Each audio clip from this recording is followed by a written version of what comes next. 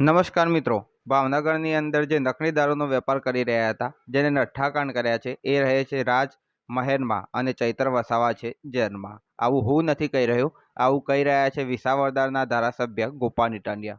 ગોપાલ ઇટાલિયાનું નિવેદન સામે આવ્યું છે. વિડીયો જોઈએ પછી આગળ ચર્ચા કરીએ મિત્રો. આદિવાસી સમાજના યોદ્ધા છે.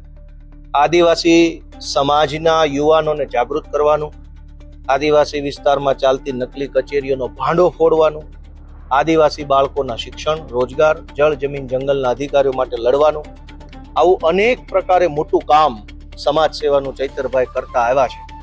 અને ચૈતરભાઈએ જે રીતે સમાજને જગાડ્યો, એનાથી ડરીને ભાજપે એમના ઉપર જુઠ્ઠો કેસ કર્યો અને જુઠ્ઠા કેસ ચલાવી સરકારી વકીલ, સરકારી પોલીસ, સરકારી FSL, સરકારી પંચો, આ બધાનો દુરુપયોગ કરી ચૈતરભાઈને સજા આપવામાં આવી.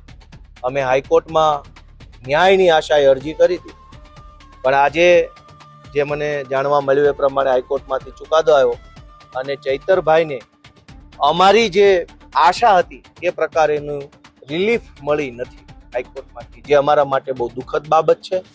ચૈતરભાઈ જેવા લડાયક યોદ્ધાને જેલમાં રહેવું પડે એ નુકસાન ચૈતરભાઈનું નહીં, આખા સમાજનું, આખા ગુજરાતનું છે. આ લઠ્ઠાકાંડ કરનારાઓ મહેલમાં અને ચૈતરભાઈ જેલમાં, આ લોકશાહી નથી. અને એટલે ચૈતરભાઈને જેલમાંથી છોડાવવા માટે હવે પછીનો અમારી પાસે જે રસ્તો છે, સુપ્રીમ કોર્ટ, ત્યાં સુધી જઈશું.